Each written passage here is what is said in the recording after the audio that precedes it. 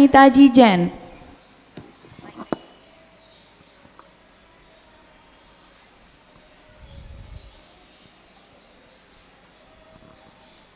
हे गुरुदेव, कोटि कोटि बार नमोस्तु नमोस्तु नमोस्तु।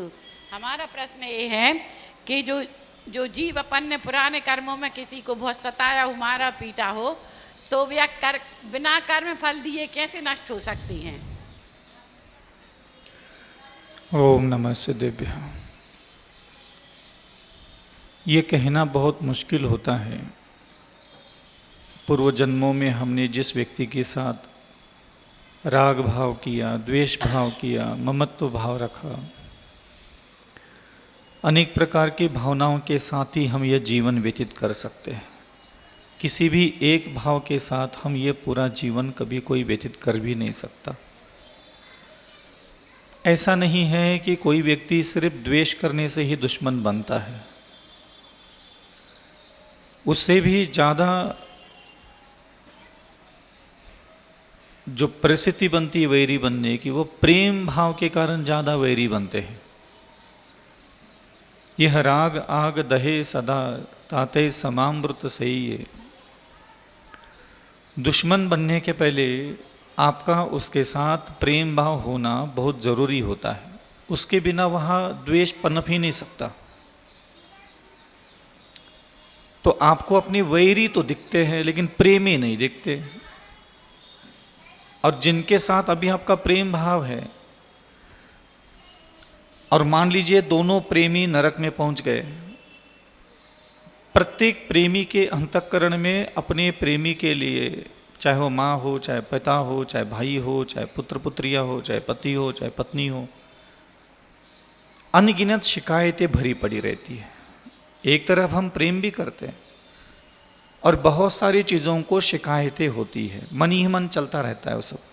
नाराज़ होना, शिकायतें रखना, किसी चीज़ को लेकर के हमारे और उसके विचार नहीं मिलना।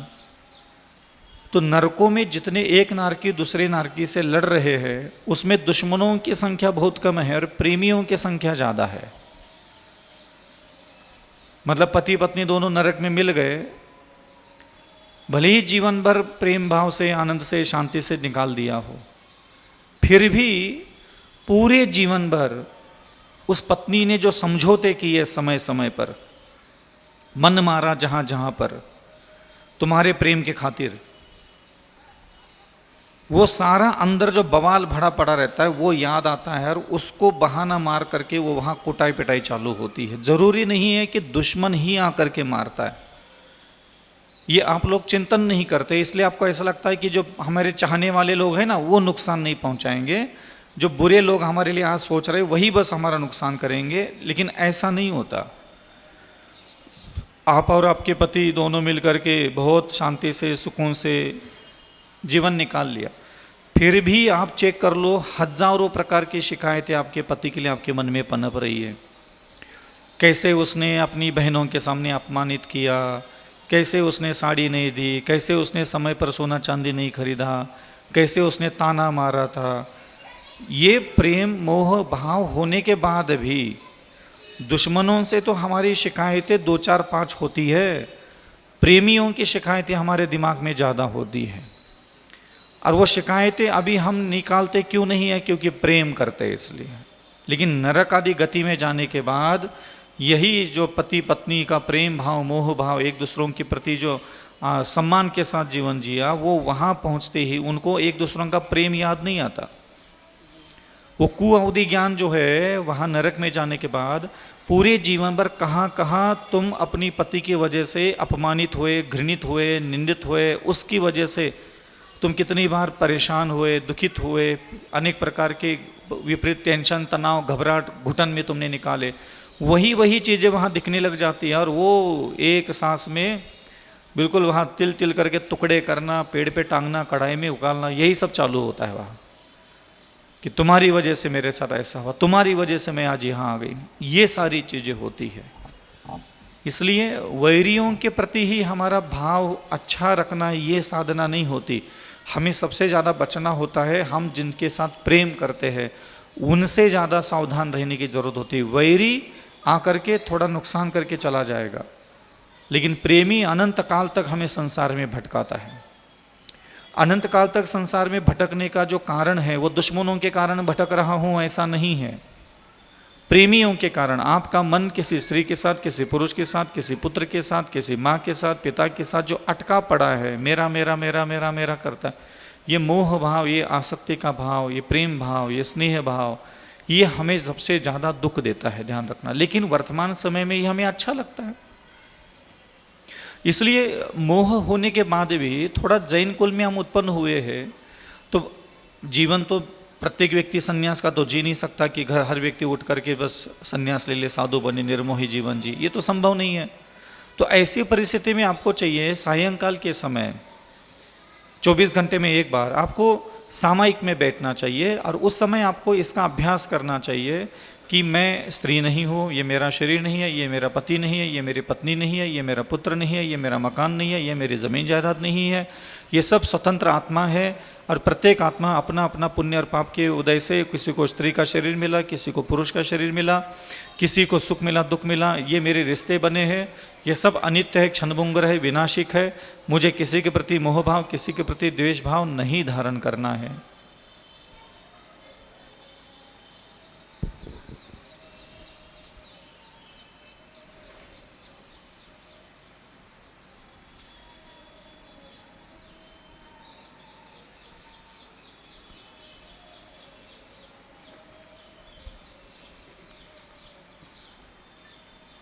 बस ठीक है, आगे बढ़ो। जो सुनने के लायक बन जाओगे तो बैठ जाना यार। रोज उठ करके तुम लोगों को भी आवाज आ रही समझ में नहीं आता, खुद से नहीं कर सकते तुम लोग।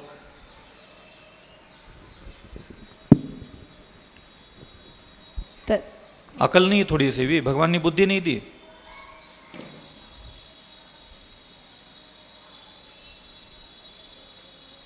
और महाराज जी अभव्य जीव क्या कहलाती हैं? जिनको कभी भी मोक्ष आने की संभावना नहीं है उनको अभव्य कहते हैं।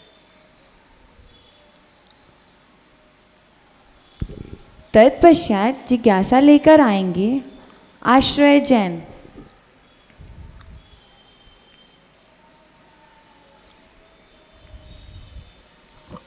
महाराज जी नमोस्तु नमोस्तु नमोस्तु। महाराज जी मेरा ये क्वेश्चन है कि जो भी इंसान अपने धर्म और प्रकृति को लेकर बिल्कुल उकसाए नहीं रहता और वो नर और वो हर 7 जन्मों में वो इंसान बुरा काम करे तो उसे क्या पाप पड़ता है? क्या बोल रहे हो? ये भी उससे भी होशियार निकली है तो। महाराज जी मेरा ये क्वेश्चन है कि जो इंसान 7 जन्मों में इतना बुरा काम करे और अपने प्रकृति को लेकर प्रकृति को इतना परेशान करे, उसको क्या पाप पड़ता है, क्या हिंसा पड़ती है और 7 नरकों में कौन से नरक जाता है?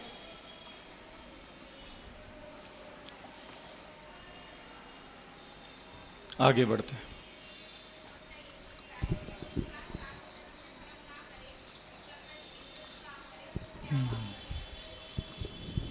तत्पश्चात जिज्ञासा लेकर आएंगे श्रीमान अजय जी सिंघई।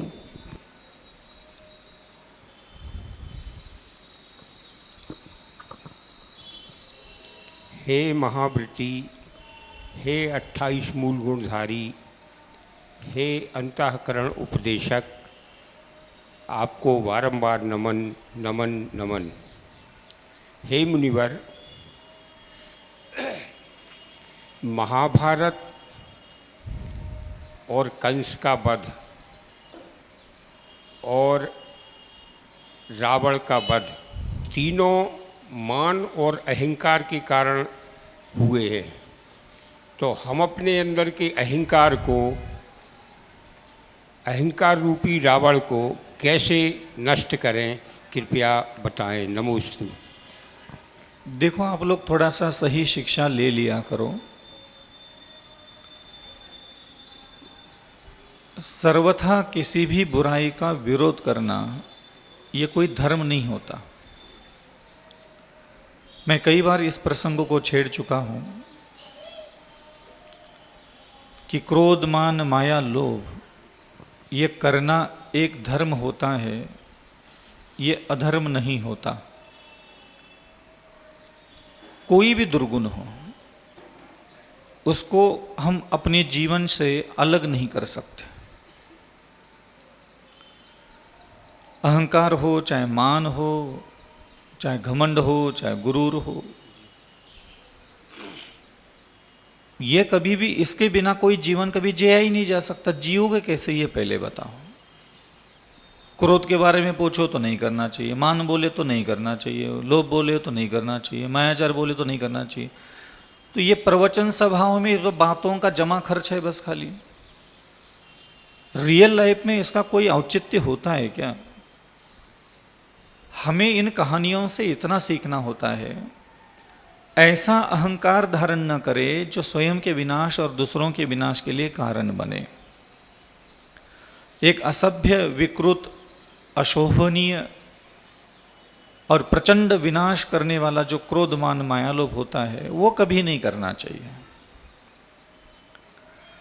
कोशिश करें कि हमारे जो दुर्गुण हैं उसको पहचानें और उस दुर्गुणों के कारण अत्यधिक मात्रा में कभी कोई नुकसान ना हो दूसरे का। पूरा अहंकार कैसे नष्ट करेगा कोई व्यक्ति? जिएगा कैसे वो? मुझे तो यही आश्चर्य लगता है कि बातें मारना तो अच्छा लगता है, यहाँ बैठो और बोल दो भाई क्रोध बिल्कुल नहीं करना चाहिए, बोल दो, कौन सा पैसा लग रहा है, वहां बैठ करके तुम हाँ बोल दो। तो बिना क्रोध के जीवन कैसे जियोगे? 1 घंटा निकाल के देख लो। अब मैं यहाँ बैठ करके बोल दूंगा भाई क्रोध कभी करना नहीं चाहिए, तुम हाँ बोलोगे कि हाँ महाराज करना तो नहीं चाहिए, और 1 घंटे में 2, 4, 10 बार यहाँ से उठ करके गाड़ी उठा करके बाहर निकलोगे, थोड़ा ट्रैफिक में कोई आगे पीछे गाड़ी लगा देगा, सबसे पहला तो क्रोध ही बाहर आता है। और ये अभी महाराज जी ने कहा था क्रोध नहीं करना चाहिए, देखो मेरे अंदर क्रोध आ गया, अब क्या करे बताओ। आप लोग इस मकड़ जाल में फंस गए।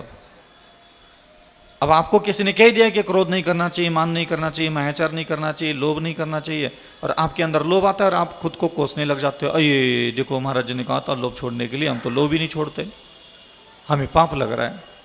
अरे तो जीवन जियोगे कैसे? तो इसलिए मैं हमेशा प्रेरणा देता हूं कि क्रोध, मान, माया, लोभ, अहंकार हो, चाहे मान कषाय हो, मान कषाय में अहंकार आता है, ये सात्विक होना चाहिए, ये शोभा देने वाला होना चाहिए, ये मर्यादा में होना चाहिए, और ये गुरुजनों के पास जाकर के सीखना चाहिए कि गुरुदेव मुझे क्रोध करना सिखाइए, मुझे मान करना सिखाइए, मुझे मायाचार करना सिखाओ, मुझे लोभ करना सिखाओ। ये सीखने की चीजें होती है और इसको हम सीखते नहीं है, इसलिए हम इससे परेशान होते हैं। अगर मैं आपको कहूं कि आग अच्छी होती है क्या नहीं होती? आग है, होना चाहिए दुनिया में क्या नहीं होना चाहिए? होना चाहिए। घर में लगाओ है? नहीं, आग लगाने के लिए नहीं होना चाहिए, लेकिन तो कहीं तो लगाओगे, कहीं तो लगाओ। आवश्यकता तो है, जीवन हाँ, कैसे चलेगा? चूल्हे में लग गई तो काम की है। बस ऐसा ही होता है। अहंकार ही नहीं करना चाहिए, ये गलत है। जिस अग्नि से सर्व विनाश होता है वो अग्नि नहीं होना चाहिए, लेकिन जिस अग्नि से अपना जीवन निर्वाह होता है, अपनी भोजन पकता है, वो वाली अग्नि अपने पास होना चाहिए। इसी प्रकार अहंकार भी, घमंड भी, गुरूर भी हमारे पास होना चाहिए। तो एक बार गुरु के पास बैठ करके पूछ लो कि महाराज मैं किस बात का अहंकार लेकर के जीवन व्यतीत करूं? बोले जैन होने का अहंकार ले लो, मेरे भगवान सच्चे है उसका अहंकार ले लो, मेरे गुरु अच्छे है इसका अहंकार ले लो, मेरी जिनवानी माता, मेरा मंत्र, मेरा स्तोत्र, मेरे गुरुदेव, मेरे प्रभु की वाणी महान है, श्रेष्ठ है, उसका अहंकार ले लो, मैंने स्वयं ने पुण्य कमा करके जैन कुल में उत्पत्ति की है, इसका अहंकार ले लो, मुझे जिनेंद्र भगवान की भक्ति से बहुत धन वैभव समृद्धशाली जीवन व्यतीत करने का अवसर प्राप्त हुआ है, उसका अहंकार ले लो। तो जो करने के योग्य अहंकार है, स्वाभिमान है, आत्मसम्मान है, आप उसको कीजिए। मैं बहुत सुंदर हूँ, मेरे पास बहुत पैसा है, मेरा शरीर की स्मार्टनेस ज़्यादा है, इस बात का अहंकार करना जो नाशवान है, क्षणभंगुर है, तुच्छ है, भोगने के योग्य नहीं, मलिन वस्तुओं से निर्माण है, उसका अहंकार नहीं करना चाहिए। तो ये गुरुजनों के पास बैठ करके सीख लो। अपनी प्रॉपर्टी का अहंकार घमंड लेकर के गली में घूम रहे, हाँ, अपने वैभव का, अपनी समृद्धि का, अपनी यश कीर्ति का अहंकार और घमंड लेकर के हम भ्रमण करते हैं, तो उससे दूसरों को नुकसान होता है। तो अपने अंतःकरण में कहीं तो घमंड होना चाहिए। जैसे मेरे पास भी अहंकार है कि मेरे गुरु विद्यासागर है, मेरे गुरु सुधा सागर है, मेरे गुरु हमारे जैन समाज के जितने भी महान आचार्य सब मेरे गुरु है, कितना अच्छा है। मैं अगर ये मेरे गुरु नहीं होते तो पता नहीं मैं भी गलियों में ये विष्णु और पंचेंद्र विषयों का भोग भोगते हुए तेल है, लोन है, लकड़ी है, इसकी जुगाड़ करता हुआ बैठा रहता मैं कहीं कहीं। तो मुझे इस बात का अहंकार है, घमंड है मुझे भी, क्या दिक्कत है इसमें? तो व्यक्ति बिना क्रोध मान माया लोभ के जी नहीं सकता ना। जीवन कभी कोई कल्पना कर सकता है, बस हमें उसको एक सभ्य रूप देना होता है और आप उसको सभ्यता के साँचे में ढालिए और आप अपना आनंद पूर्वक। तो आपने जब क्रोध किया हो तब आपको खुद को ये लगना चाहिए कि नहीं, जरूरी था और आवश्यक था और मर्यादा में रह करके मैंने क्रोध किया है। तो अपना क्रोध भी हमें सभ्य नजर आना चाहिए, ये ध्यान रखना।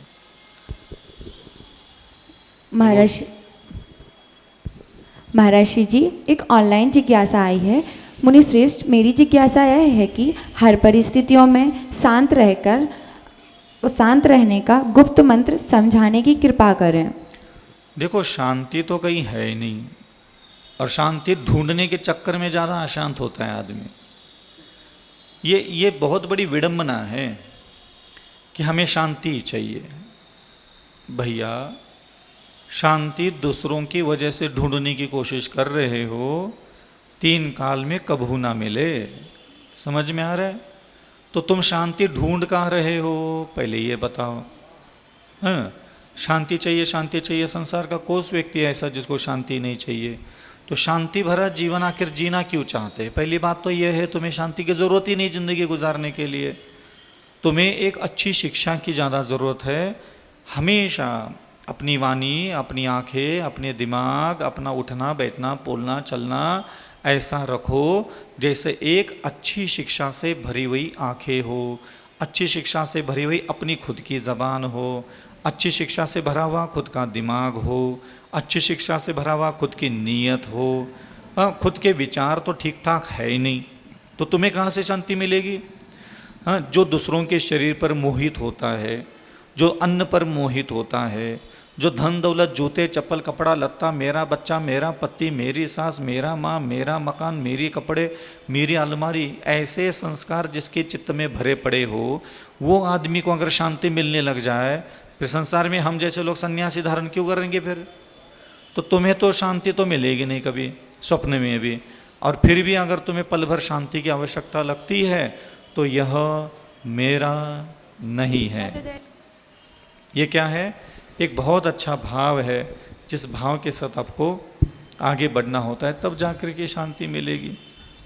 मुनिश्री जी, हमारी पंचायत के पूर्व अध्यक्ष और देवोदय कमेटी के वर्तमान अध्यक्ष चाचा जी श्रीमान अनिल कुमार जी अंचल जी पूरी पंचायत के साथ आपके सामने नमोस्तु अर्पित कर आशीर्वाद लेने आए कि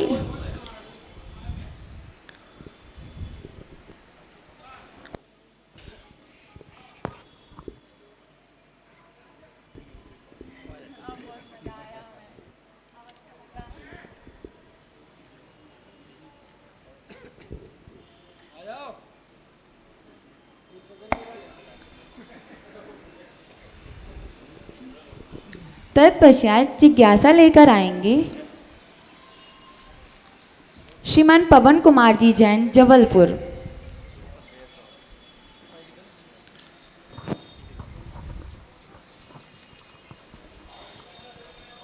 कण को कंचन कर सके कोई विरला एक, कंचन को कण कण करत देखे पुरुष अनेक। हे गुरुवर, आपके चरणों में तिरवार नमोस्तु। मेरी जिज्ञासा है, श्रावक और मुनि के जीवन में मौन की साधना का क्या महत्व है और किस किस जगह मौन रहना चाहिए? नमोस्तु गुरु। मौन तब होता है जब व्यक्ति को बोलना और सोचना सीखना होता है, तब उसको मौन लेने के लिए कहा है।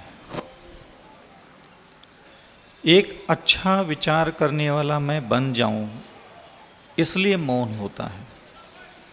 खुद को सही विचारधारा के साथ जोड़ने के लिए दूसरे इंसान से व्यक्ति जब तक बात करता रहेगा तब तक वह अच्छा विचार कर ही नहीं सकता। ये प्रकृति का नियम है।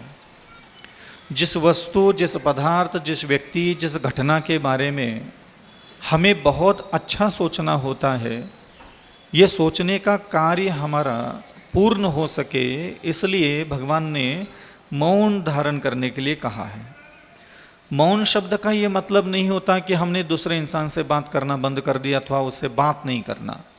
सामान्य रूप से लोग इसी को मौन समझते हैं कि भाई हमारा मौन है, मतलब हम अब किसी से बात ही ना करेंगे।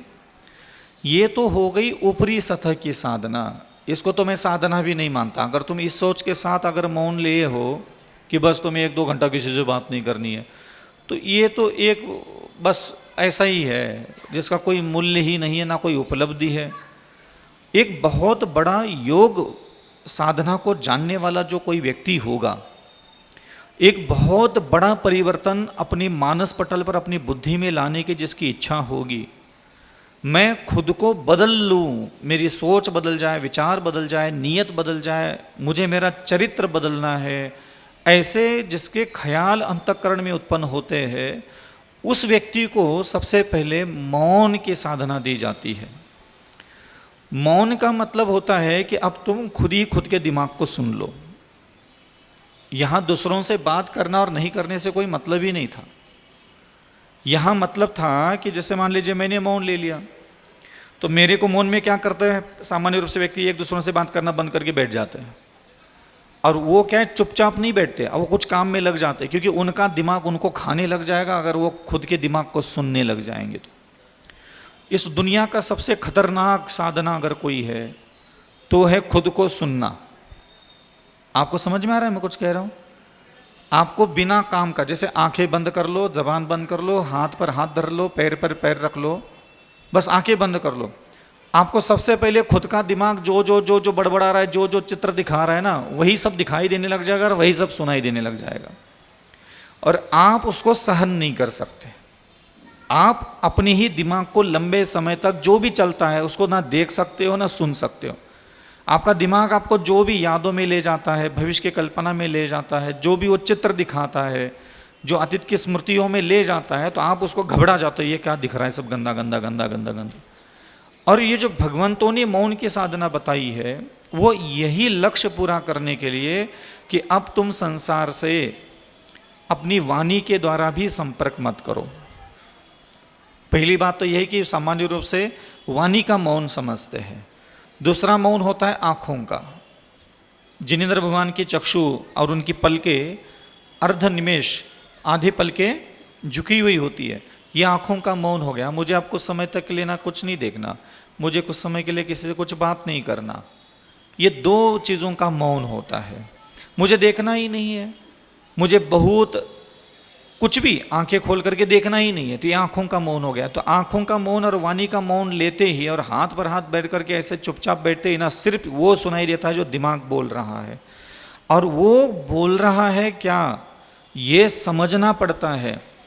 कागज और पेन लेकर के बाद में बैठ करके उसको पूरा नोट निकाला जाता है कि मेरे दिमाग में क्रोध कितना, क्रोध के विचार कितने, मान के विचार कितने, मायाचार के विचार कितने, तृष्णा के विचार कितने, काम वासना के विचार कितने, घृणा के विचार कितने, पर स्त्रियाँ कितनी बैठी है, पर पुरुष कितने बैठे हैं, दुश्मन कितना दिमाग में आता है, किस व्यक्ति के लिए मैं कितना बदला लेना चाहता हूँ, किस व्यक्ति के लिए मैं ज़्यादा प्रेम करता हूँ, शादी किससे हुई, प्रेम किससे हुआ, तड़प किससे रहा हूँ, देखता किसको और हूँ, चाहता किसको और हूँ।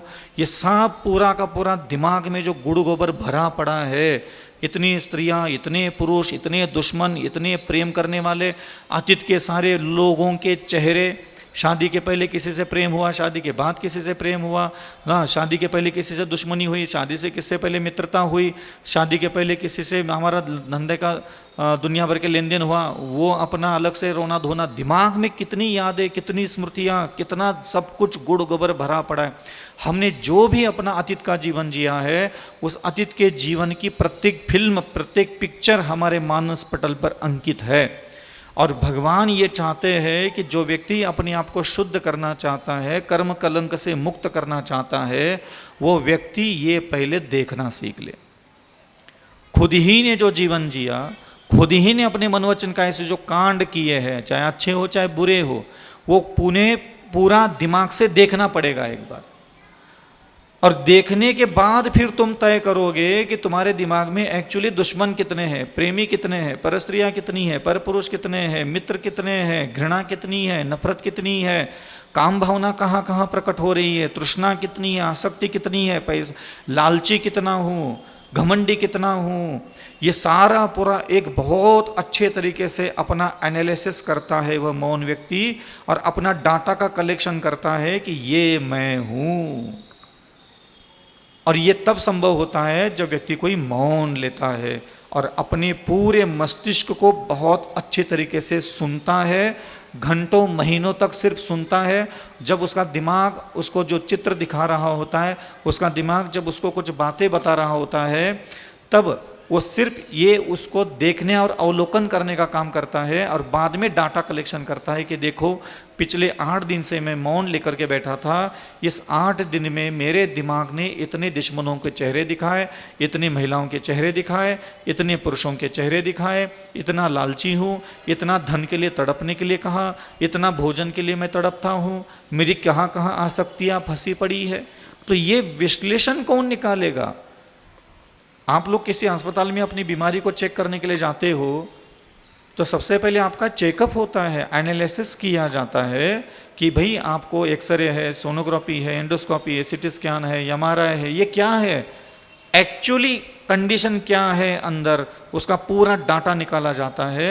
और उस डाटा निकालने के बाद तय किया जाता है कि ये पेट में प्रॉब्लम है क्या, आंतड़ियों में प्रॉब्लम है क्या, कमर में प्रॉब्लम है क्या, ब्रेन में प्रॉब्लम है, ये तब एनालिसिस होता है। तो ये मौन में हमारा खुद का एनालिसिस होता है कि हम आखिर है कौन सी चिड़िया, कौन से झाड़ की पत्ती है, हम कितना क्रोध भरा पड़ा है, कितनी मात्रा में क्रोध भरा पड़ा है, कब कब क्रोध आता है, निष्पक्ष क्रोध है क्या, पक्षपात के साथ क्रोध करते हैं। अपने अपने बच्चों ने घी का पूरा घड़ा उड़ेल दिया तो कोई गुस्सा नहीं, और जेठानी के बच्चे ने उड़ेल दिया तो पूरे तांडव नृत्य घर सिर पे लेकर के तांडव कर दिया, पूरा प्रपंच मचा लिया, रायता फैला दिया। तो तुम अपने क्रोध कौन सा है, असभ्य है, सभ्य है, पक्षपाती है, तुम्हारा क्रोध डरपोक क्रोध है, छोटों पर ज़्यादा निकलता है, बड़ों पर निकलता है, धनवान व्यक्ति पर निकलता है क्या, दरिद्री पर ज़्यादा निकलता है, अपनों पर निकलता है क्या, दूसरों पर निकलता है। क्रोध भी कोई सीधा सीधा क्रोध थोड़ी करते हो, तुम्हारा क्रोध भी सामने वाले के औकात के हिसाब से बाहर निकलता है। उसको भी पता है तुम्हारे क्रोध को, कहाँ करूँगा तो कुटाई होगी और कहाँ करूँगा तो बब्बर शेर बनूंगा। समझ में आ रहा है? तो क्रोध कितना हरामी है पहले ये तो चेक कर लो। कितना बदमाश है तुम्हारा क्रोध भी। महाराज मुझे क्रोध आता है बहुत, तुम्हारा क्रोध भी कुछ नहीं है, मौका देख करके चौका लगाने वाला क्रोध है तुम्हारा। ये स्थिति होती है। तो मान का अध्ययन करता है कि मान कहाँ कहाँ प्रकट होता है। हाँ, गरीबों के सामने ज़्यादा होता है कि अमीरों के सामने ज़्यादा मान प्रकट होता है। शरीर का, अन्न का, धन का, दौलत का मान है क्या, गुरु का, धर्म का, कुल का, सदाचार का, कौन सा प्रकार का मान का शायद तुम्हारे अंदर भरी पड़ी है। अध्ययन, आश्लेषण, विश्लेषण कौन करेगा इसका? तुम्हें खुद करना है। आज करो चाहे कल करो, जब भी तुम्हें लगेगा कि मुझे मेरी आत्मा को मोक्ष ले जाना है, तुम्हें अपना खुद का एनालिसिस, डायलिसिस करना ही पड़ेगा। उसके बिना तुम काटोगे कैसे? दुश्मनों को विनाश करना है तो दुश्मन कौन कौन से हैं, कितने हैं, किस प्रकार के हैं, उसका मालूम ही नहीं तो कर्म काटोगे कैसे तुम? इसलिए मौन एक बहुत बड़ी उच्च क्वालिटी की साधना है, जिसको तीर्थंकरों ने सबसे पहले संन्यास लेने के बाद अगर सबसे पहला अगर उनका कोई साधना का संकल्प होता है वो मौन का ही होता है। और मौन लेकर के तीर्थंकर तब तक साधना करते जब तक उनको केवल ज्ञान प्रकट नहीं होता, क्योंकि मस्तिष्क प्रणाली को बैलेंस में लाने के लिए, भावनाओं को संतुलन में लाने के लिए बाहरी लोगों से संपर्क, आँखों से और वाणी से दोनों ही संपर्क खत्म करके थोड़ा सा अपने घर गृहस्थी के काम से फुर्सत हो जाओगे। कभी भी जागृत अवस्था में, सोने के पहले और उठने के बाद, कभी भी थोड़ा दिन का समय थोड़ा मुंह बंद करके और आंख बंद करके 10-20 मिनट बैठ लेना चाहिए। आपको विश्वास नहीं होगा अगर आप 2-3 महीने लगातार बैठने का, सिर्फ बैठना है आपको, ना जाप, ना भगवान, ना ध्यान, ना अच्छा, ना बुरा, ना सही, ना गलत, ये आ रहा है वो आ रहा है, इधर गया उधर गया, कोई टेंशन ही नहीं है। ना कभी गलत आ रहा है तो उसका कोई घबराना नहीं, अच्छा आ रहा है तो उससे कोई ज़्यादा खुश नहीं होना। आपको सिर्फ मैंने बैठने के लिए कहा है, आपको दिमाग से कुछ करना ही नहीं, दिमाग जिधर जा रहा है, जैसा जा रहा है, जितनी मात्रा में जा रहा है उसको जाने दो। वो तुम्हारा काम नहीं है कि गलत है क्या अच्छा है कहने का, तुम्हारा काम नहीं है। तुम्हारा काम है जो भी दिमाग में याद आ रहा है उसको देखो, अवलोकन करो। उससे क्या होगा महाराज, ये तो गंदा गंदा दिखता है, तो देखो, तो डाटा तो कलेक्शन तभी करेंगे ना हम। हाँ, डाटा कलेक्शन कैसे पता चलेगा कि हम कितने बदमाश है, कितने नीच है, कितने मायाचारी है? तो तुम्हारे पास डाटा कलेक्शन होगा तभी तो ना पता चलेगा। इसीलिए मौन लेकर के थोड़ा 24 घंटे में एक बार बैठना चालू करो। लेकिन आप लोगों को क्या दिक्कत है, बैठते ही आंख बंद करके नमो नमो सिद्धानंद, इनका कोई ना कोई भगवान चाहिए होता है, इनको मंत्र तंत्र चाहिए होता है, इनको कोई स्तोत्र चाहिए होता है, इनको कुछ ना कुछ तो चबाने के लिए कुछ चाहिए होता है, और वो सबसे बड़ा नुकसान हो जाता है। तो इसलिए अपनी अंतर यात्रा, 3 प्रकार की आत्मा होती है ना, बहिरात्मा, अंतरात्मा और परमात्मा। तो अंतरात्मा का मतलब होता है कि अंदर जो भी चल रहा है उसको देख लो, जान तो लो पहले तुम कौन हो, क्या हो, कैसे हो, कितने लालची, कितने क्रोधमान मायालोभ से भरे पड़ो, उसकी मात्रा कितनी है, जानोगे तभी तो उसको नष्ट कर पाओगे। इसलिए ध्यान रखना, ये मौन में हम खुद का पहचान निकाल लेते हैं, पूरा डाटा निकल जाता है। सही डाटा नहीं है हमारे पास। जैसे मान लीजिए मैं यहाँ बैठा हूँ और मैंने दिन में 25 बार क्रोध किया और आपने मेरे को 25 बार क्रोध करते हुए देख लिया, ठीक है? तो आप लोग मुझे क्या समझाना चाहोगे सबसे ज्यादा?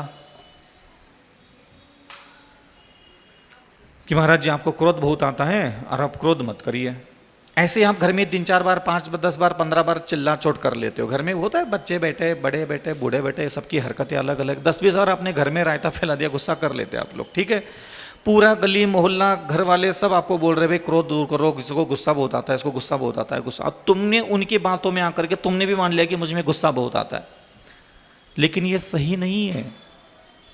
आपको अपने अंदर की सही गंदगी पहचानना आना चाहिए, दूसरों के बातों में मत आओ। मैं दिन भर,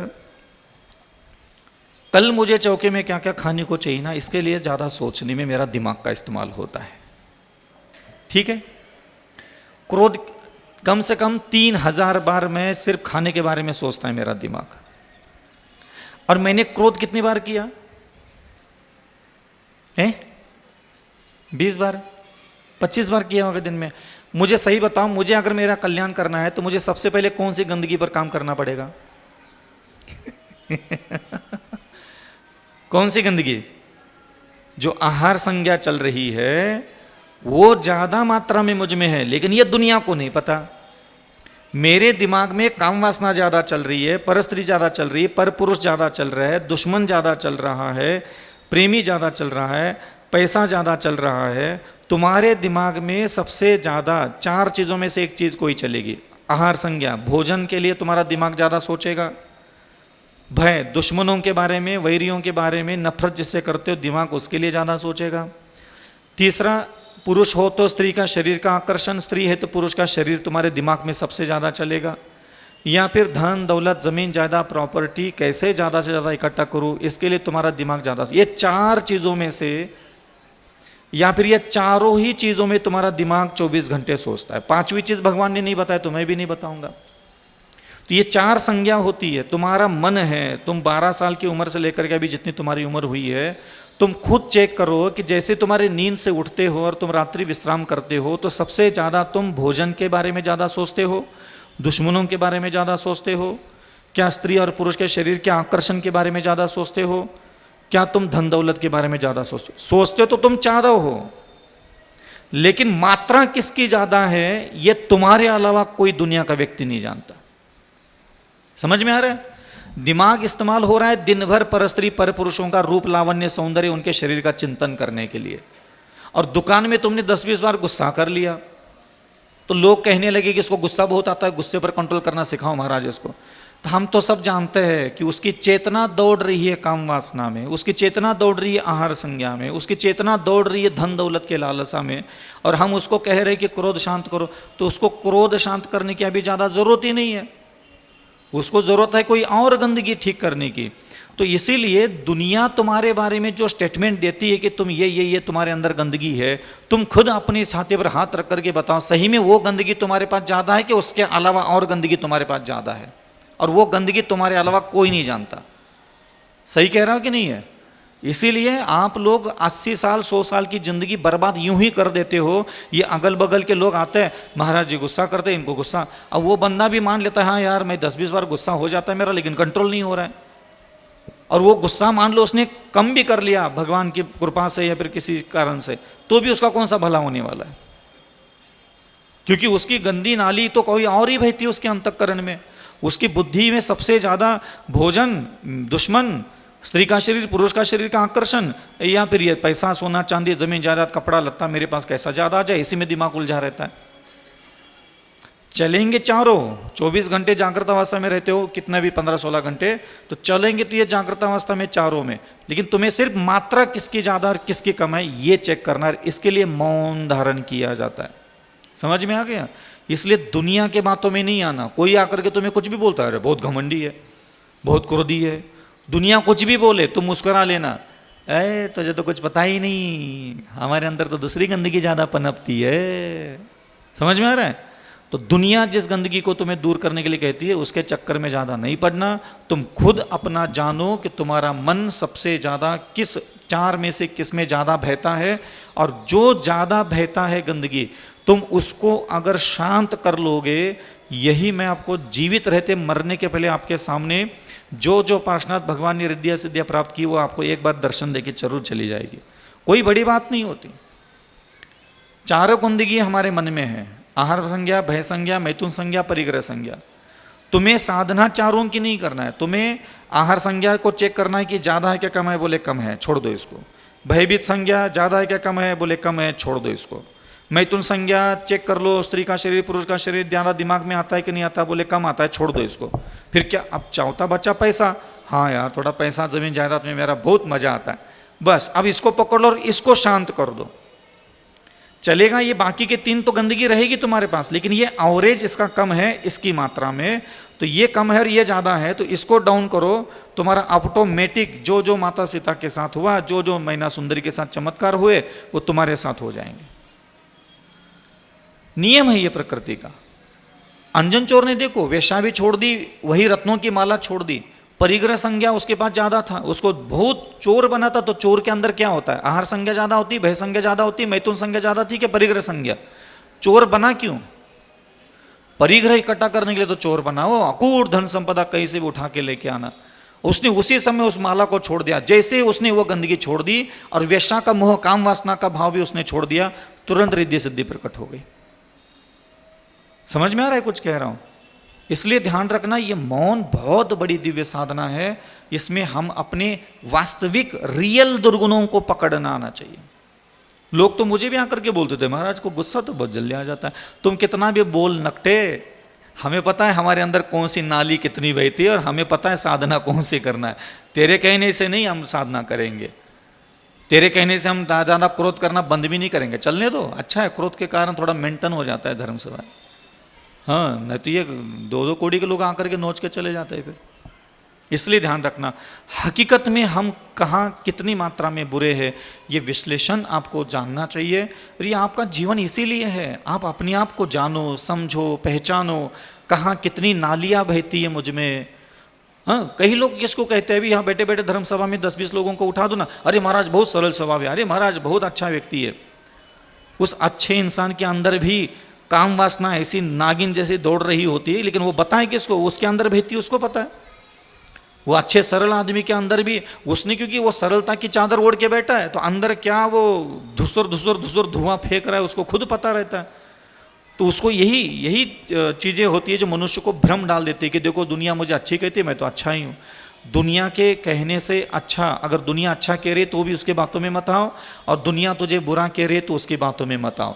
तुम खुद ही खुद का एनालिसिस करो और कागज पे लिखो कि मैं अविचल सागर, मुझ में आहार संज्ञा है 30%, भय संज्ञा है 50%, मैथुन संज्ञा है 10%, परिग्रह संज्ञा है 90%। हाँ चलो 90% जो ज़्यादा बड़ी हुई गंदगी है उसको मैं पहले शांत करूंगा, फिर देख लेना चमत्कार जीवन में। जो मंत्र पढ़ोगे, जो स्तोत्र पढ़ोगे, जो पूजा करोगे, जो अभिषेक करने के लिए आकर के जिनेंद्र भगवान के अभिषेक करोगे, इधर अभिषेक चालू है और घर में अतिशय होना चालू हो जाएंगे। इतना प्रभावशाली ये साधना होती है। लेकिन सही तरीके से, सही एंगल में आप लोगों को पता ही नहीं कि कहाँ घात करना है और किसका विनाश करना है। इसलिए सिर्फ 10 करोड़ लोगों को मैं उपदेश देता हूं कि जिनेंद्र भगवान के अभिषेक से अगर ये अतिशय प्रकट होते तो 10 करोड़ लोगों को लाभ मिलना चाहिए था। अगर भगवान सच्चा है, अभिषेक सच्चा है, महिमा सच्ची है, तो क्यों लाभ नहीं मिलता आप लोगों को? क्योंकि आप लोग जहां खुद को व्यवस्थित मेंटली जहां तक लाना चाहिए ना, वहां खुद को लेके नहीं आते। खुद के हृदय की स्थिति, बौद्धिक स्थिति, वैचारिक स्थिति, कामना, वासना, अभिलाषा, आसक्ति, ये भी बैलेंस में होना चाहिए। ये नहीं होना चाहिए, मैं ऐसा कभी उपदेश देता ही नहीं। ये बैलेंस में होना चाहिए, मर्यादा में होना चाहिए। अगर भगवान भी देख ले कि तुम्हारे अंदर की काम वासना, तो वो भी इतनी सुंदर होना चाहिए कि हाँ, इसकी वासना सिर्फ पत्नी की तरफ, पति की अंदर मर्यादा में है, ओके डन, चलो स्वर्ग चलो। हमारा क्रोध भी भगवान आकर के देख ले, चलो इसका क्रोध कैसा है देखते हैं अविचल सागर जी का। वो क्रोध देख करके भी ताली बजाना आना चाहिए। बिल्कुल अविचल सागर सही जगह पर, सही समय पर, सही तरीके से, सभ्य तरीके से अपने क्रोध को प्रकट करता है। बस बहुत अच्छा है, ये क्रोध भी बहुत अच्छा करता है। तो ये हमारी बुराइयां भी भगवंतों को, देवताओं को अच्छी लगना चाहिए ना। तो स्वदार संतोष व्रत आपको दिया है कि नहीं दिया? दिया नहीं है। गृहस्थ में रहते हैं तो आपको नियम दिया है कि आप जीवन पर्यंत अपनी विवाहित पत्नी, चाहे वो 96,000 चलेगी, लेकिन विवाहित स्त्री के प्रति ही आप अपनी मर्यादा में रहोगे। तो ये क्या था? ये रिद्धियां, सिद्धियां, शक्तियां, चमत्कार इसी से तो होते हैं। और किससे होते हैं? सीता माता का चमत्कार क्यों हो गया? इसीलिए हो गया। मैना सुंदरी का क्यों हो गया? इसीलिए हो गया, वो अपनी मान मर्यादा में थे। सीधी सी बात है। कौन सा मैना सुंदरी नहीं भोग नहीं भोगे? जब पति ठीक हो गया, कामदेव जैसा सुंदर शरीर हो गया, कामदेव भी था खैर, वो तो क्या संसार का आनंद नहीं लिया उन्होंने? घर गृहस्थी नहीं बसाए क्या? सब किया उन्होंने, तो भी स्वर्ग चले गए। तो हमारे दुर्गुण भी इतने धार्मिक होना चाहिए ना कि देवताओं को भी उस पर नाज होना चाहिए कि हाँ, ये फलाने व्यक्ति का क्रोध, मान, माया, लोभ बहुत अच्छा है, धार्मिक है, मर्यादा में है, अनुशासन में है इसकी गंदगियां। समझ में आ रहा है? कुछ कह रहे हैं? अब बोलो पहले। हाँ इसलिए मौन जो है अपनी पहचान के लिए है, और एक दुर्गुण ही सिर चढ़ करके बोलता है। क्या कहा मैंने? चारों दुर्गुण है, क्रोध भी, मान, माया, लोभ भी हमारे अंदर है, सब है मेरे अंदर। आहार, भय, मैथुन, परिग्रह, ये 4 चीजें भी हमारे अंदर, सबके अंदर है। लेकिन चारों कभी भी सिर चढ़ करके नहीं बोलते। इसमें से एक गंदगी ऐसी होती है जो पूरा हमारा दिमाग में सिर चढ़ करके चलता रहता है। मतलब 16 घंटे अगर हम जागृत अवस्था में है तो 12-13 घंटे तो एक चलेगा पक्का। वो तुम्हें पहचानना है कि मेरे दिमाग में सबसे ज्यादा आहार चलता है, खाने के बारे में चलता है, कि मित्र दुश्मनों के बारे में चलता है, कि स्त्री पुरुष के शरीर के बारे में चलता है, कि पैसा के बारे में चलता है। तुम्हें ज्यादा जो चलता है उसको पकड़ना है और उसको ठिकाने लगाना है। फिर देखो कैसा मंत्र, स्तोत्र, पूजन पाठ की जो आप लोगों को प्रवचनों में महिमा सिखाते हैं ना, ये इसका फल ये होता है, तुरंत फल सामने आने लग जाता है। आगे बढ़े। अब हम जिज्ञासा के लिए जिनका नाम लेना चाहेंगे उनका नाम सभी लिखवा देते हैं। ऐसे वरिष्ठ अधिवक्ता चाचा जी श्रीमान महेंद्र कुमार जी मड़वैया आगे आए और अपनी जिज्ञासा करें। बैठने तक नहीं देती बेचारी उसका। और अगली जिज्ञासा के लिए हम नाम लेना चाहेंगे चाचा जी श्रीमान यशवंत जी सिंगई, रिटायर्ड जीएसटी ऑफिसर। आपको समझ में आ गया मौन क्यों लेना चाहिए? हाँ, जरूरी नहीं कि आप 10-10 घंटे का मौन लो, 1 घंटे का लेकर के भी उस 1 घंटे में भी यही काम करना चाहिए। स्वयं का अध्ययन, स्वयं के दिमाग को सुनना, समझना। भगवान से सीधे संवाद करने वाले मेरे गुरुवर के चरणों में मड़वैया परिवार की ओर से 7 बार नमोस्तु नमोस्तु नमोस्तु। शब्दों के इस मकड़ जाल में फंसी है दुनिया सारी, शब्दों के इस मकड़ जाल में फंसी है दुनिया सारी। सुनने और सुनाने की ये बहुत बड़ी बीमारी, सुनने और सुनाने की ये बहुत बड़ी बीमारी। साहित्य के क्षेत्र में एक बात है अजब निराली कि इन सब पर गीत, कविता, शेर और शायरी पढ़ते हैं भारी, शेर और शायरी पढ़ते हैं भारी। परम पूज्य गुरुवर संत कहते हैं, जिज्ञासा हमारी ये है कि संत कहते हैं कि आप सुलभता में भी अनर्घ और दुर्लभता का आभास करो, और ऐसे अनर्घ और दुर्लभता को मानने से हमारे जीवन पर क्या प्रभाव पड़ता है, समझाने की कृपा करें। मैं आपके प्रश्न को नहीं समझा। हमारे मुनि सुधा सागर जी बार बार अभी 3-4 दिनों से कह रहे हैं हाँ, कि सुलभता, जो सुलभ है, हर चीज सुलभ है, तो सुलभता में भी आप अनर्घ और दुर्लभता का महसूस करो। अनर्घ, हाँ, अनर्घ और दुर्लभता, दुर्लभ मानो। जो तो तुम्हें ऐसे आसानी मानने से हमारे जीवन पे क्या असर पड़ेगा, इसको समझाने की कृपा करें। जो गुरुदेव होते हैं वो हमें कुछ जीवन के प्रति दृष्टिकोण देते रहते हैं हमेशा।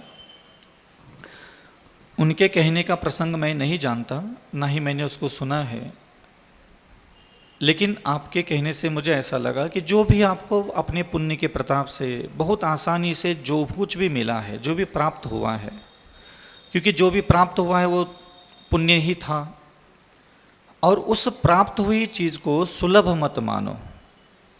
मतलब यूं ही मुझे मिल गया, अरे मैं उधर चला गया, एक ज़मीन ले ली और 2 करोड़ का मुनाफा हो गया, अरे यार आजकल तो बहुत काम सारे आसानी से हो रहे, उसको आसान मत मानो।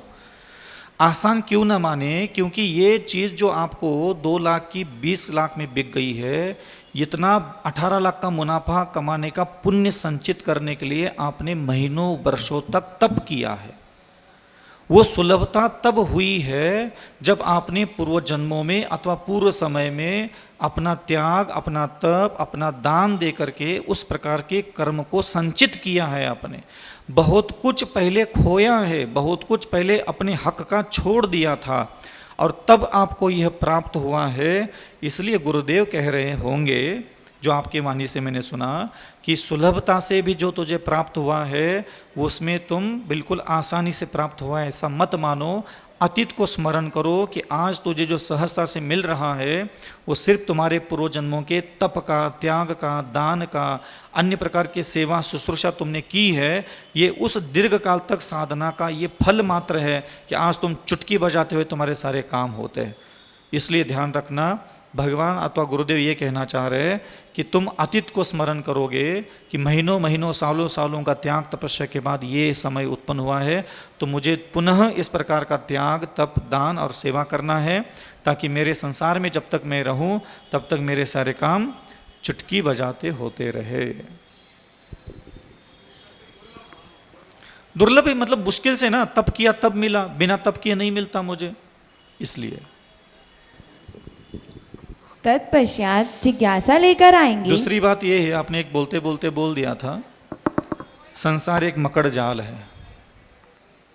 ये बहुत आसान होता है, संसार नाशवान है, क्षणभंगुर है, विनाशिक है, संसार कीचड़ है, कुछ नहीं रखा है इसमें, सब बेकार है, स्वार्थी लोग हैं, घमंडी लोग हैं, नालायक लोग हैं, बदमाश लोग हैं, घपलेबाज लोग हैं, पापी पापी लोगों से भरा पड़ा संसार है, अरे बेकार है, मकड़ जाल है, छोड़ दो इसको। नहीं, ये जो आपके संसार के प्रति घृणा का भाव होता है ना, ये सही नहीं होता। अगर कोई कहीं लिख भी रहा है तो उसको ऐसा लिखना ही नहीं चाहिए, उसको ये प्रेरणा देना चाहिए कि हमें तो यही रहना है ना। आप इस संसार को, जैसे मैं यहाँ बैठा और मैं संसार को, अरे गृहस्थी कीचड़ है, फलाना है, फलाना है, फलाना, ये बोलना बहुत आसान है, तो जियोगे कैसे ये पहले बताओ। 3 लोक निश्चित है, 3 लोक में स्वर्ग लोक निश्चित है, मध्य लोक निश्चित है, नरक भी निश्चित है। मोक्ष मुझे कोई फोकट में देने वाला है ही नहीं। चाहे मैं आदिनाथ के कोख से भी जन्म लेता ना, तो भी मुझे समय के पहले वो भी मोक्ष नहीं दिलवाते। समझ में आ रहा है? तो मोक्ष जहां तक बात है, वो कभी कंसेप्ट अपने दिमाग में मत रखो। सबसे पहला कंसेप्ट एक रखना चाहिए कि भाई संसार में रहना है मुझे, संसार में तो रहना पक्का है। मोक्ष जाने का तो किसी का मुझे नहीं लगता, बड़े बड़े साधु की हरकतें देख करके तो नहीं लगता कि उनको कोई मोक्ष जाने का मूड है। तुम लोगों का कहां से मूड होगा? समझ में आ रहा है? नहीं आ रहा है? हम समझाने के लिए बैठे, समझा देंगे, नहीं आ रहा है। तो सबसे पहला कंसेप्ट ये होना चाहिए कि धर्म सभा में मोक्ष जाने का कंसेप्ट, स्वर्ग जाने का कंसेप्ट नहीं, पहले तो संसार में रहना है महाराज, वो बताओ, वो सिखाओ पहले। अब संसार में रहना है, संसार में रहना है तो इंसान बनने के बाद आपको क्या क्या मिलने वाला है ये पहले बताओ। एक माँ मिलेगी, एक बाप मिलेगा, एक भगवान मिलेगा, एक गुरु मिलेगा, शास्त्र मिलेगा, जात मिलेगा, धर्म मिलेगा, गोत्र मिलेगा, एक माँ बाप की झोपड़ी, मकान, हवेली जो भी वो फ्री में फोकट में मिलेगी, बैंक बैलेंस फोकट में मिलेगा, ज़मीन जायदाद, गली मोहल्ला गाँव नगर, ये पैकेज फिक्स है। खाना खाना मिलेगा, खाना खाते खाते कपड़े पहने, चड्डी पहले नागा बाबा बन के घूमोगे, फिर चड्डियाँ पहनोगे, बनियान घूमोगे, फिर बड़े हो जाओगे, फिर समय पर ब्याह भी होगा, पत्नी भी आएगी, बच्चे भी होंगे, ये सारे चीज़ों का निर्वाह करने के लिए व्यापार आदि असीम शिकुर शिल्पा कला वाणिज्य भी करोगे। ये इसके अलावा कोई जीवन हो तो बताओ कहीं तीन लोक में, इसके अलावा कोई जीवन शैली है क्या कहीं? तो जब हर बार जब जब इस धरती पर जन्म लोगे, माँ मिलने वाली, बाप मिलने वाला, भाई मिलने वाला, बहन मिलने वाली, दादा दादी, शादी भी होना है, पत्नी भी मिलेगी, पति भी मिलेगा, पुण्य भी होगा, पाप भी होगा, सुख भी मिलेगा, दुख भी मिलेगा, गाली गलौज भी मिलेगी, निंदा नालिश भी मिलेगी, कुछ प्रेम करने वाले मिलेंगे, कुछ घृणा करने वाले मिलेंगे, ये मिलेंगे, यही जीवन है और अनंत काल से यही जीते आ रहे हैं। तुम इससे अलग कोई दुनिया कहीं हो तो बताओ कि तुम्हारा कोई अलग इच्छा चल रही है। तुम्हारे परेशान होने का कारण यह है कि तुम पागल पे सब बस इसी को जिंदगी मान लेते हो। अरे तुम अनंत काल से यही है और अनंत काल तक तुम धरती पर जब भी इंसान बनोगे तुम्हें यही सब पैकेज मिलने वाला है और ऐसे ही लोगों को तुम पसंद करते हो तो इसमें हमारी क्या गलती है? तुम्हें विवाह करने के लिए कोई लड़की बोल दे शादी के पहले मैं निष्काम हूं, शादी कर लोगे वहां? तो तुम्हें तुम्हारी खुद की पसंद भी तो काम वासना ही थी। तुम्हें कौन सा निर्लोभी लड़की चाहिए थी, क्षमावान लड़की चाहिए थी, तुम्हें कौन सा ब्रह्मचर्य की साधना करने वाली लड़की चाहिए थी? तुम यहां बैठ करके खुद को बोलते कीचड़ है। तुम्हें भी तो कीचड़ ही चाहिए ना संसार का आनंद लगाने के लिए। बोल दी कोई लड़की अभी कि नहीं मैं तो क्षमावान, दयावान, सरल स्वभावी, परोपकारी, शांत, सहिष्णु, अखंड ब्रह्मचर्य, मेरा कोई किसी से कोई लेना देना नहीं, मेरा कोई, मैं तो आत्मा हूं, तू तो शरीर है, तू नाशवान है, मैं भी शरीर नाशवान है। ऐसे कोई शादी के पहले कोई लड़की सुना दे किसी को, कर लेगा शादी वह। तो तुम पाप बोलते हो, कीचड़ बोलते हो, तुम्हें तुम्हारा आनंद क्या था? तुम्हारा आनंद भी तो कीचड़ ही तो है। जब तुम्हारा आनंद ही कीचड़ है तो तुम उसको कीचड़ क्यों बोल रहे हो? तो आनंद तो मना ही रहे ना। परेशानी क्या है? परेशानी है सिर्फ घमंड। कोई अगल बगल का व्यक्ति आकर के तुम्हारे घमंड को लात मार के चला जाता है ना, बस वही दर्द है। और कुछ है ही नहीं यहाँ दर्द। बाकी सब तो मौज मस्ती तो मार ही रहे। तुम कितना भी पाप बोल दो, कीचड़ बोल दो, संसार में फंसे बड़े बोल दो, मौज तो वही है और जीवोंगा तो वही। आज हम भले ही मुनि बन के बैठे, देव बनेंगे, वहां जाकर के दिव्या मिलेगी, यहाँ करके राजा महाराजा मंडलेश्वर महामंडलेश्वर चक्रवर्ती बनेंगे तो वो देखा हम करेंगे। वो राजा लोग आकर के 2000 लड़कियां, वो 5000 लड़कियां, वो 300 लड़कियां, वो 14000 लड़कियां वो ला करके आंगन में रखे चले जाएंगे। फिर क्या करोगे? करोगे। तो इसलिए संसार से घृणा करना बहुत आसान है ना। तुम्हारी मन की नहीं हो इसलिए घृणा करते हो।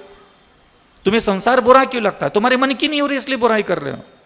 तो तुम ये संसार की कोई भी चीज में रहना सीखो ना। इस संसार को समझो, भाई ये 3 लोक है, मैं यहाँ अनंत काल से हूँ और ये 3 लोक में जितने भी ये संसारी जीव है इसमें से कोई मेरी पत्नी बनेगा, कोई पति,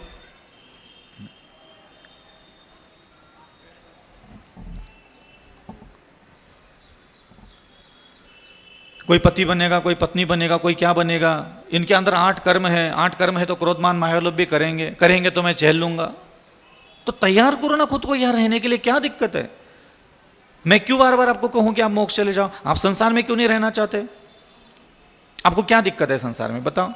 दिक्कत है सिर्फ आपका स्वभाव अच्छा नहीं है। लेकिन आप अपने लिए ऐसा नहीं सोचोगे कभी। आप सोचोगे इसका स्वभाव अच्छा नहीं, उसका स्वभाव अच्छा नहीं, इसका स्वभाव अच्छा नहीं, ये लोग बुरे इसलिए मैं परेशान हूं। ये एंगल ही आपको ज्यादा दर्द देता है। ये एंगल आपको ज्यादा दर्द देता है। और रहना इसी संसार में अनंत काल तक। अब तुम सोचो तुम्हें रहना है कि नहीं रहना है तो फिर सिद्धालय कोई फ्री में भेजेगा नहीं। भगवान भी अगर आज होते हैं तुम उनके सामने जाकर बोलते सिद्धालय भेज दो, वो भी नहीं भेज सकते। अगर आपका सिद्धालय जाने का समय 10,000 अरब करोड़ वर्षों के बाद है तो वो उसी समय मिलेगा। तब तक तो 4 गति में रहना है ना, तो वहां रहना सीखो ना। क्या दिक्कत है उसको? सिर्फ मोक्ष की बातें करना, हाँ सिद्धालय जाना चाहिए, हाँ मोक्ष जाना चाहिए, हाँ 8 कर्म काटना चाहिए। आप कर्म काटने की बातें क्यों करते हो? आप कर्म करना सीखने की बातें क्यों नहीं करते? धर्मसभा में बैठने वाले प्रत्येक व्यक्ति को मंत्र चाहिए, स्तोत्र चाहिए, भगवान चाहिए, पूजा चाहिए। उनको लगता है कर्म कट जाए हमारे। ये इनको कहो कि ये कर्म काटने का ठेका लेना छोड़ दे और अगले 3 महीने तक कोई गुरु बना ले, कोई शास्त्र पढ़ ले जिसमें कर्म कैसे किए जाते हैं ये सीखूंगा। इनको पूछो ये कर्म करना सीखेगा कभी इन्होंने? तो कर्म करना सीखना ही वास्तविकता में कर्म का काटना कहलाता था। ये मंत्र पढ़ करके कोई कर्म काटना नहीं कहलाता, ये सबसे बड़ी मूर्खता है। ये स्तोत्र पढ़ करके, ये नियम रख करके, तब करके कर्म काट लिया। ये ऐसा हो गया कि एक कमरा है चारों तरफ से बंद, ऊपर से भी बंद, सब नीचे से बंद, सब तरफ से बंद है। एक तरफ से 10 इंच की पाइप आ रही है पानी की, और उसकी सामने वाली दीवार में से 4 इंच की पाइप बाहर निकली है। कर्म आ रहा है 10 इंच की पाइप से, कर्म बाहर कितने निकल रहे हैं? 3 इंच की पाइप से। अब तुम्हारे कमरे का पानी कभी खाली होगा? तो कर्म काटने का भले ही हमने दरवाजा खोल के रखा है, लेकिन आने का वो 10 इंच के पाइप से तो आ ही रहा है वो। तो काटना इतना ज्यादा जरूरी नहीं है जितना ज्यादा जरूरी है कि काटने में भले 3 इंच की पाइप हो, आने की पाइप 1 इंच की होना चाहिए। तब जाकर के जीवन में आनंद, मंगल और सौहार्द प्रकट होने लग जाता है। तो कभी सिर्फ मंत्र, स्तोत्र, पूजा पाठ, जाप, स्तोत्र से अगर तुमने व्यवहार करना सीखा है ना, जैसे मैं आपको प्रतिदिन प्रेरणा देता रहता हूं, भाई आप अपनी विनयता कहाँ है? वही शरीर का भोग, वही अन्न का भोग, वही धन दौलत का भोग, वही 4 संज्ञाएं अंतःकरण में प्रवाहित हो रही है, उसकी कोई खबर है ही नहीं। वो दनादन 12 घंटे, 24 घंटे, 15 साल से पिछले काम वासना के बारे में सोच रहे, हाँ भोजन के बारे में सोच रहे, पैसे के बारे में सोच रहे। वो 10 इंच के पाइप का पानी तो अंदर आ ही रहा है, और 3 इंच के पाइप से तुमने पूजा कर लिया, अभिषेक कर लिया, शांतिधारा कर ली, महाराज जीवन में बदलाव क्यों नहीं आ रहा है? तो आएगा कैसे?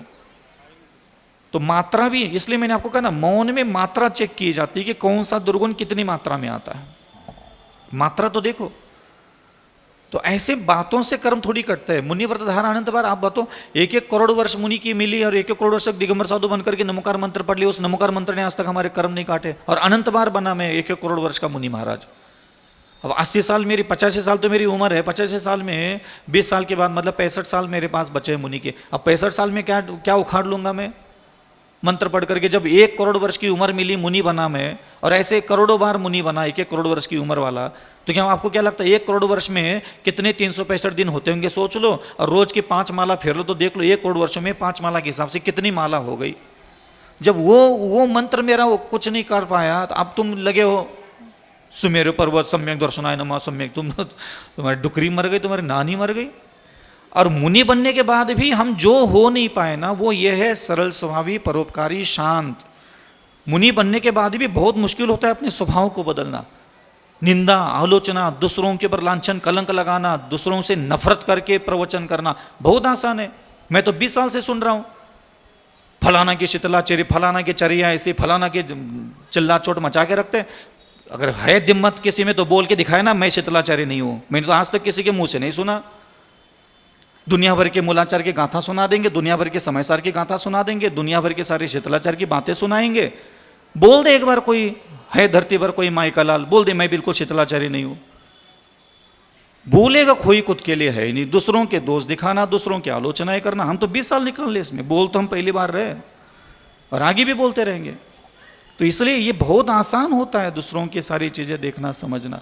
इसलिए ध्यान रखना, कभी भी इन चीजों में न फंस करके अपने आप को आगे बढ़ाते रहना चाहिए। गुरुवर हमारा भी यही कहना था कि शब्दों के इस मकड़ जाल में फंसी है दुनिया सारी। ये है हमारा, यही मकड़ जाल में फंसे हैं। कुछ नहीं है यहाँ सुनने और सुनाने की ये श्रोता इतनी अज्ञानी है। ये मैं यहाँ विचल सागर ना, अरे बहुत शानदार चर्या होना चाहिए, अरे शरीर में कोई शीतलाचार नहीं होना चाहिए, बिल्कुल मजबूत चर्या, सिंह चर्या होना चाहिए। बस बोल बच्चे नहीं तो बक दिया उसने भी। हो हिम्मत तो बोल के दिखाए एक बार, मैं बिल्कुल शीतलाचार्य नहीं हूं। बोल के दिखाए कोई भी दुनिया भर के साधु को क्या करना चाहिए, साधु को क्या नहीं करना चाहिए। आपको आए दिन रिलीज मिलती मार्केट में, लोग आकर के हमें सुनाते, हमारे छाती पर सांप लौटते हैं। कौन सा व्यक्ति नरक से आया, त्रिंजगति से आया, देवगति से आया, कौन सा कहाँ से क्या क्या भव्य जीव अभव्य जीव कैसे मुनिव्रत का साधना करे, तुम लगे हो उसकी दुनिया भर के मूलाचार और समयसार पढ़ाने में। आ जाओ मैदान में, मेरे सामने बैठ करके बोल दो, और तुम मुंह से बोल दो एक बार कि मैं शीतलाचार्य नहीं हूं, मैं बिल्कुल प्रमाद नहीं करता, मेरे अंदर कोई दोष नहीं लगे, मैंने कभी किसी व्रत में दोष नहीं। कोई खुद के लिए तो बोल दे ना, मैं तो उसी का इंतजार करता हूं, दूसरों का क्या है, कोई भी बोल दे। मूलाचार का सहारा लेकर के मुनियों के लिए कितना उकसा है आप लोग। ये ललितपुर के लोग तो माहिर है इस काम में, तो फलाना संघ के भक्त बन के घूमते, फलाना संघ को नमस्तो नहीं करेंगे, फलाना संघ को हार नहीं देंगे। तुम्हारे क्या कांड है? तुम ये प्रवचनों से तो तुम्हारी सारी खोपड़ियां घूमी है, तुम कहां से सारी चीजें सीखते हो? जीवन में काम वासना से तड़पने वाली स्त्री को कभी खाना नहीं खिलाऊंगा, ये तक ख्याल नहीं आया। लेकिन अखंड ब्रह्मचर्य की साधना करने वाला कोई साधु पुण्यहीन है, कभी प्रवचन करना नहीं आता, कोई मान सम्मान है ही नहीं, पूर्व जन्मों के पाप भोग रहा है, जौहर नहीं दूंगा उस संघ का, इसलिए मैं चौका नहीं लगाऊंगा। ये तुमने सीखा, कहां से सीखा? ये सीखा तुमने। 24 घंटे बगल में पति बैठा है, क्रोध मान माया लोभ अहंकार तृष्णा वासना अभिलाषा छल कपट दुनिया भर के कुकर्म तुम खुद जानते हो। गरम गरम रोटी बना करके थाली में परोस रहे हो, 4 बार खाने खाता है, डकार मारता है, तब भी तुम्हें गाली दे के चला जाता है भग करके। उसको खाना खिलाने के लिए तुम्हें दुनिया भर का कभी कोई शास्त्र याद नहीं आता। और ऐसे तैसे करके संसार में से बाहर निकलने के लिए, चतुर्गति के कर्म के जाल से बाहर निकलने के लिए इसने पहला कदम उठाया है, तो उसको तुम गाली दे रहे हो। अरे कीचड़ है, कोई तालाब कीचड़ से भरा हुआ है, उस कीचड़ के तालाब में से कोई एक कुत्ता बाहर निकल गया, पहला कदम उसका धरती पर है, मुझे बताओ उसके पैरों में कीचड़ नहीं होगा? कीचड़ नहीं होगा क्या? दूसरा कदम कुत्ते ने रखा, कीचड़ के तालाब से बाहर निकला, 10 कदम आगे चला, उसके पैरों में कीचड़ है नहीं, उसके बदन में कीचड़ है कि नहीं है? है कि नहीं है? क्या बस खाली माइक पे बैठ जाओ, भीड़ इकट्ठा कर लो, प्रवचन के डेंगे मार लो और दूसरों साधुओं को कीचड़ कीचड़ दिखा दो? तुम बोले ना, जो प्रवचन करता है दुनिया भर के शीतलाचार्य पर पहुंचेंगे, वो बोल के दिखाए मैं शीतलाचार्य नहीं हूं, अल्लाह मेरे पास रिकॉर्डिंग। सब एक ही है, सब कीचड़ के तालाब से तो बाहर निकले ना। सारे मुनि महाराज निकले कहां से? तुम्हारे पार्श्वनाथ भगवान को 10 जन्म पहले जब मुनि बना था पहली बार, तो गंदे तालाब में से पहली बार बाहर निकला था ना वो भी। काहे के शीतलाचार्य? घृणा करना सिखा दिया दिगंबर संतों के साथ। अगर कहीं मान लो बहुत ज्यादा कोई विकृति आती है तो बैठिए, 4 लोग बैठिए, उनके गुरु के सामने बात रखिए, गुरु कर लेंगे उसका निर्णय। समाज को नहीं करना चाहिए, आप तो निर्वाह कीजिए। ये बहुत बड़ा कीचड़ से भरा तालाब है, उसमें से कोई श्वान निकला, कोई भैंस निकली, देख लो उसकी हालत क्या है। पूरा बदन पर कीचड़ चिपका है, पूरा पैरों में कीचड़ चिपका है, 4 कदम चल रहा है तो नीचे भी कीचड़ गिर रहा है, उसके बदन भी कीचड़ गिर रहा है। थोड़ा समय दो उसको, घंटा 2 घंटा 4 घंटा 8 घंटा जाने दो, थोड़ा धूप से सूखेगा, थोड़ा चलते चलते कीचड़ झटकेगा। सोचना अच्छा सीखो पहले। शीतलाचार शीतला, गंदी भैंस गंदी भैंस गंदी भैंस, देखो मैला आ गया। और मतलब उस भैंस को तालाब से बाहर ही नहीं निकलना चाहिए था क्या? अरे तुम आज जिस पत्नी के साथ बैठे हो, जिस पति के साथ बैठे हो, जो माँ बाप बूढ़े माँ बाप के साथ बैठे हो, खुदा ना खास्ता तुम ये अविंद्रनाथ भगवान जी की पूजा पाठ करके अगले जन्म में जो पुण्य इकट्ठा किया इस जीवन में, अगले जन्म में तुम मुनि बन जाओगे। तुम्हें क्या लग रहा है, ये जो तुमने स्त्री के मजे लिए, पुरुष के मजे लिए, भोजन के मजे लिए, पैसे के मजे लिए, गाली गलौज निंदा नालस्ती चोरी चपाटी हाना मारी करते हुए तुमने जो घरगृहस्थी बसाई है, अगले जन्म में तुम मुनि बनोगे पहले भव में। तुम बताओ तुम्हारी हालत क्या होगी? जो तुम आज दूसरे संतों की निंदा करके अपने आप को बहुत बड़ा स्मार का समझते हो ना कि ये फलाना फलाना फलाना फलाना, तुम्हारी क्या दशा होने वाली तुम सोच सकते हो क्या? तुम्हारे किए हुए कर्म तुम्हें फल नहीं मिलेंगे मुनि बनने के बाद भी? आएंगे ना सामने, तो तुम्हारी भी यही दशा होगी जो तुम दूसरे संतों के साथ व्यवहार कर रहे हो। जैन शासन में एक ही चीज हमने सीखी है 20 साल से, शास्त्र वैसे पढ़ो कि शास्त्र पढ़ने के बाद किसी भी गाथा का आधार लेकर के इस पूरे ब्रह्मांड में 3 लोक में किसी भी जीव से तुम्हें अपमान अविनय अनादर घृणा नफरत द्वेष करने की इच्छा नहीं होना चाहिए। वो वास्तविक जिनवानी होती है। तुम जिनवानी का गाथा सुना करके अगर कोई तुझे जा रहा है और वो गाथा सुनने के बाद अगर तुझे संसार में कोई साधु तपस्वी आरिका मुनि महाराज कोई किसी गृहस्थ किसी वेश्या से भी अगर घृणा उत्पन्न करना सिखा दिया, समझ लेना उसने वो जिनेंद्र भगवान की उपदेश दिया ही नहीं है। क्योंकि जिनेंद्र भगवान के वचन राग द्वेष से ऊपर उठाने के लिए है। और मेरे वचन सुनने के बाद अगर आपको ब्रह्मांड के किसी कुत्ते से भी अगर घृणा हो गई ना, तो समझ लेना मैंने गलत उपदेश दे दिया। समझ में आ रहा है कुछ कह रहा हूं?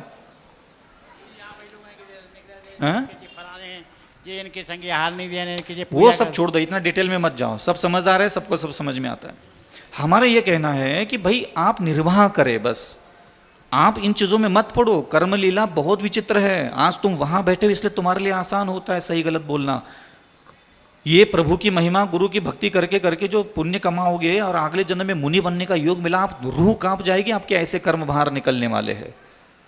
आज हम तो धीट है, बड़ो मजबूत है, क्योंकि हम जानते हैं हमारे साथ जो भी हो रहा है हमने पूर्व जन्मों में यही लीला रची। हमारी भी पत्नियां थी, हमारे भी बच्चे थे, हमारी भी घरगृहस्थी, हमने भी दुनिया भर के गुल्ली डंडा खेले होंगे, तब जाकर के ऐसे निकल रहे हैं। तो हमारा देख करके तुम्हें डर लगना चाहिए कि इसने कितना खेल खेला होगा, तो मुनि बनने के बाद भी इतना गुड़ गोबर बाहर निकल रहा है, तो तुम कौन सा खेल खेल रहे हो जो तुम्हारा गुड़ गोबर बाहर नहीं निकलेगा? तो मेरा किया निकल रहा है वो देखो तो सही, तो तुम्हारा किया नहीं निकलेगा क्या? तो आज हमारी बारी है, कल तुम्हारी बारी है। ये कह रहा है कि कछु कह दे को का नहीं तो मैं तो ज्ञान दे रहा हूं ना। देखो भाई कहा कि साहब, जे तो महाराज जी का उपदेश है ऐसा। उपदेश है सबके लिए है। भाई जे हमसे धीरे से कह रहा है को कछु कह दे का। अरे कहा कहने से मतलब होता है मेरे, देख भाई मुझे कोई कुछ कहे नहीं कहे, हम इन चीज़ों से बहुत आगे जा चुके हैं, कोई मतलब नहीं। हमें आपको देख करके दया आती है, आपके दिमाग, आपकी बुद्धि, आपकी शिक्षा पद्धति देख करके दया आ जाती है कि आप किसी भी संत को प्रसिद्ध है नहीं प्रसिद्ध है, मान्यतावान है नहीं मान्यतावान है, ये सारी चीज़ें हैं। और ये चीज़ें अपने मानस पटल पे मत रखो। जे महाराज जी कह रहे हैं हमें देख के दे आओ, हमें देख के नहीं, महाराज जी सबको उपदेश दे रहे जो। कौन से देख को? जे हमसे कह रहा है मैं तो अभी तक इसको देखा ही नहीं, मैंने अभी तक, मैं तो आपको देख रहा था। ऐसा नहीं, किसी के लिए पर्सनल क्यों बोले हम? हाँ ये हम नहीं बोलते किसी के लिए पर्सनल, कभी नहीं बोलते। जहाँ भी बोलने का मन होता है हम मौन हो जाते हैं वहाँ, क्योंकि हमारा वो कर्तव्य नहीं है। हमारे आचार्य विद्यासागर महाराज जी है, आपको दुनिया भर के 2-4 साधुओं के दोष मिलने गए, इतनी निंदा इतनी आलोचना करते हो हैं? आचार्य विद्यासागर जी ने 400, 500, 600, 700, 10,000 लोगों को व्रत दिया, नियम दिया, त्याग दिया। वो सारे के सारे शिष्य वहाँ जाकर के सारे व्रतों में कितने दोष लगाए, कितने पाप किए, कितना गलती हो गई, सब बोल दिया है कि नहीं बोल दिया? बताओ, बोलना होगा कि नहीं बोला सारे शिष्यों ने जाकर के? तो क्या तुम्हारे गुरु ने वो सारे अपराध हुए जिन जिन शिष्यों ने वहाँ जाकर के अपराध बोले, क्या तुम्हारे गुरु ने उसकी निंदा की? क्या तुम्हारे गुरु ने कभी आलोचना की? क्या तुम्हारे गुरु ने कभी सार्वजनिक सभा में किसी के लिए शीतलाचार्य बोला? तो आचार्य विद्यासागर महाराज जी के सारे शिष्यों की सारी पोल उनके दिमाग में थी क्या नहीं थी? तो कभी 65 साल की, 55 साल की उनकी मुनि अवस्था में, 57 साल की उनकी मुनि अवस्था में कोई भी मुझे बता दे कि आचार्य विद्यासागर जी ने फलाना अपने शिष्य की सारी गलतियां, कमियां, खामियां, अपराध, दोष, दुनिया भर के सारे व्रतों में मलिनता लाई, कभी किसी के सामने बोला हो, उस साधु को कभी नजरअंदाज किया हो? उस साधु को भी जाके पूछ लेना कि आपने जब इतने बड़े बड़े व्रतों में दोष लगाए तो कभी गुरु ने आपको घृणा की, निंदा की, दूरियां बनाई? तो आप उस गुरु से क्या सीखा? जबरदस्ती क्यों अपने गुरु को गुरु मान करके बैठे विद्यासागर जी को? बस खाली उनका यश कीर्ति नाम कर्म का उदय था इसलिए? तो उनके गुणों को कब अपनाओगे? क्या तुम्हारा कर्तव्य नहीं बनता? जैसा तुम्हारा गुरु श्रेष्ठ है, भाई क्यों श्रेष्ठ है? ये गुण उनमें थे इसलिए श्रेष्ठ है, तो तुम भी इन गुणों का अपनाओ ना। वो सारे दोषों को जानने के बाद, और 500 मुनियों के, एक दो तो ठीक है, 500 मुनियों के, और एक नहीं, एक एक मुनि के 50-50 बार प्रायश्चित लिए होंगे पूरे जीवन में। तो सोच लो फिर कितना बार, कितनी कमियां, खामियां, कितनी सारी चीजें जानते हो। तो क्या जानता है? 2-4 इधर उधर की गली में व्हाट्सएप पे कुछ मिलेगा तो फुदक रहे इतना छाती चौड़ा करके। समझ में आ रहा है कुछ कह रहा हूं? वो क्यों महान है, क्यों रिद्धि सिद्धि के स्वामी है? इसीलिए क्योंकि वो कभी भी इस प्रकार के प्रकृति की व्यवस्थाओं को जानता है वो गुरु महाराज। ऐसे हमने जवानी नहीं दी उस बूढ़े आदमी के लिए, सौंप नहीं दी कि बस मूड बन गया था इसलिए धर्म करे। सोच समझ करके वहां अपना जवानी दी है उनके लिए। तो ये हमने अपने गुरुजनों से सीखा। यही मैं आप लोगों को कह रहा हूं। मेरा चिंतन का मतलब नहीं था, जब मेरे गुरु ने सारे शिष्यों के दोष जानने के बाद भी जब कभी किसी को, एक शिष्य की बात दूसरे शिष्य को तक नहीं बोली, सभा में नहीं बोली, अकेले में नहीं बोली, तिकेले में नहीं बोली, तो आप लोगों को क्यों? कभी मेरे गुरुजी ने नहीं कहा कि फलाना ने फलाना व्रतों में दोष लगाया, इसको कल से चौका मत लगने दो रे गली में। बोला क्या उन्होंने? तुम क्यों बोल रहे फिर? जब उनका शिष्य दुनिया भर के सारे व्रतों में दोष लगा करके भी गया, प्रायश्चित लिया और आगे बढ़ गए, दूसरे दिन हार अच्छे से हुए कि नहीं, मैं अच्छा से खुद पूछ रहे, तुम हो कि मैं चौका नहीं लगाऊंगा। समझ में आ रहा है कुछ कह रहा हूं? तुम दंड दोगे साधु संतों को, तुम दंड, गुरु के लिए, गुरु क्यों है फिर तुम्हारे दंड देने के लिए? है कि नहीं? तुम दंडोगे सारा, नमोस्तु नहीं करूंगा, हार नहीं करूंगा, मेरा चौका नहीं लगाऊंगा, मैं दान नहीं दूंगा, दंड दो। तुम्हारी सारी दंड देने के लिए बस साधु ही मिलते। आहार नहीं दूंगा इसके लिए कभी पत्नी नहीं दिखती, बच्चे नहीं दिखते, भोगी लोग नहीं दिखते, योगी लोग दिखते हैं। जो बेचारे अभी अभी कीचड़ भरे तालाब से बाहर निकले हैं वो दिखता है, उनका बदन का कीचड़ दिखता है। अरे वो तो श्वान अनंत काल से कीचड़ में था, वो पहली बार खुद को सोच करके बाहर निकाला, चलो मुझे इस कीचड़ में नहीं रहना है, मैं बाहर निकलता हूं और इस बाहर की दुनिया में जाकर के मैं अपने आप को साफ कर लूंगा। ये सोच करके वो उस कीचड़ से निकला है ना वो भैंस। और फिर तुम क्या उसके कीचड़ देख रहे हो? वो कीचड़ में तो था अनंत काल से, अभी तो 4 कदम हुए हैं। तो ये दृष्टिकोण होता है अपने जीवन का। दोष क्या देखना, कौन सी बड़ी बात है दोष देख लिया। कीचड़ से बाहर निकले हुए भैंस का कीचड़ कौन नहीं देखता, अंधा व्यक्ति भी देख लेगा। दोष दोष दोष, मूलाचार मूलाचार, समय सार। आ जाओ, शास्त्र पढ़ना भी सिखा देंगे और समझना भी सिखा देंगे। ओम नमः शिवाय। चर्या ऐसी होना चाहिए, चर्या वैसी होना चाहिए। ये कोई रोबोट है मुनि महाराज का जीवन? 1 मिनट, बटन दबा दिया और चलने लगे। 1 मिनट आप सभी बैठिए, एक सूचना